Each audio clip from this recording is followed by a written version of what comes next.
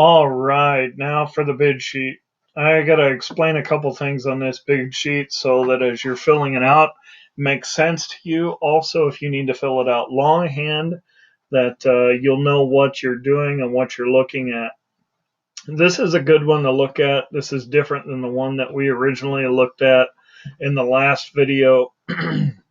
So the comps are the houses that we looked at on Zillow, and all that does is to show you the houses in the neighborhood so that we can find a comparable. Comps, that's what that means, is comparable home. So, we had a low comp. This one here was extremely low. This is in a pretty low neighborhood, pretty impoverished neighborhood. We had a low of 13.9, a high of 32. What we would do is we'd get the average. So we'd add these two together, we'd divide it by 2. That's how we got to the 22,950. Now, the reason I use this one is I kind of just wanted to show you something that you may run into. But in going through this is your comp, the 22,950. These two boxes should match. No, it's not going to be 22,950. Your number is going to be different, but these two should look the same, and these two should look the same.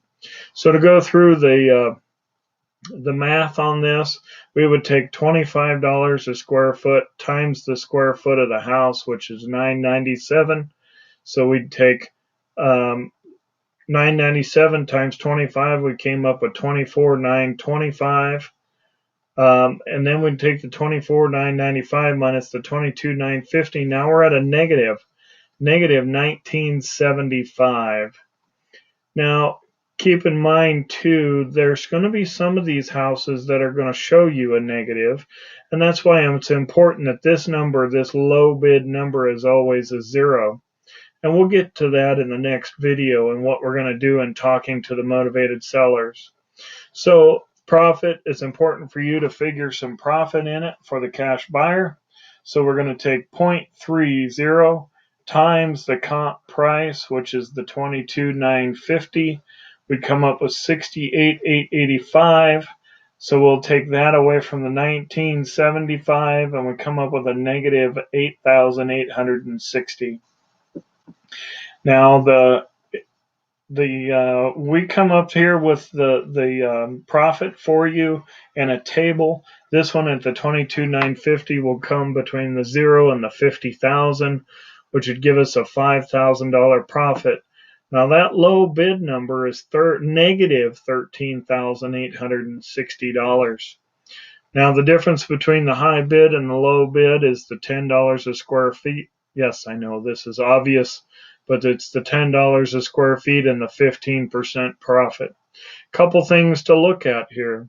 This here would be the investor looking just to make enough money that's more than his money market account or them stocks.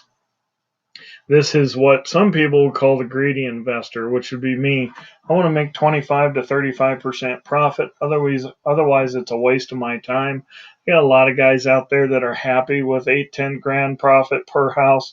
To me, there's too much risk in it. So I'm going to be at that 25 to 35. So that's why we went to 30% here on this end. Now, keep in mind, this was always 0. I don't care if this is negative 13,000 or positive 13,000. Lean on this as 0. This is set up a low bid and a high bid, kind of like a goal post or a sweet spot on the driver of a golf club. So we'll talk about that in the next video.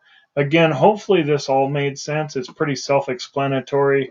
If you have any questions or anything, please get a hold of your coach. Thanks.